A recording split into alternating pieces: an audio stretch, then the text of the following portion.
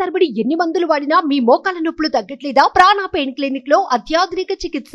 మాజీ సీఎం జగన్మోహన్ రెడ్డికి కోపం వచ్చింది. ప్రజానిధులతో సొంత ఇంటి సౌకర్యాలు కల్పించుకొని ఓడిపోయిన తర్వాత వాటిని ప్రభుత్వానికి అప్పగించలేదని జగన్ పై వస్తున్న ఆరోపణలపై వైసీపీ రియాక్ట్ అయింది. ఈ విషయంపై తప్పుడు ఆరోపణలు చేస్తున్నారని ఆ పార్టీ నేత ఏళ్ల అప్పిరెడ్డి తెలిపారు. తప్పుడు ఆరోపణలను తీవ్రంగా ఖండిస్తున్నాం. ముఖ్యమంత్రి హోదాలో జగన్ క్షేత్రస్థాయిలో పరిపాలనకు అవసరమైన సౌకర్యాలను గత ప్రభుత్వం ఏర్పాటు చేసిందన్నారు.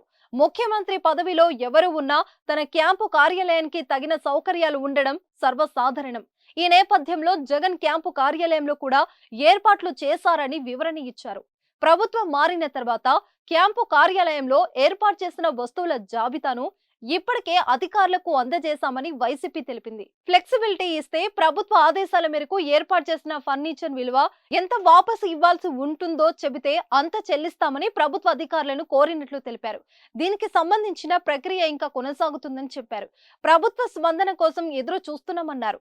అయితే అప్పుడే సోషల్ మీడియాలో జగన్ ను టార్గెట్ చేస్తూ టీడీపీ మంత్రులు దుష్ప్రచారం చేస్తున్నారని ఆరోపించారు. బాధ్యతాయుతంగా వ్యవహరించాల్సిన మంత్రులు కూడా ఈ ప్రచారంలో పాల్గొనడం చాలా దురదృష్టకరమని అప్పిరెడ్డి అభిప్రాయపడ్డారు.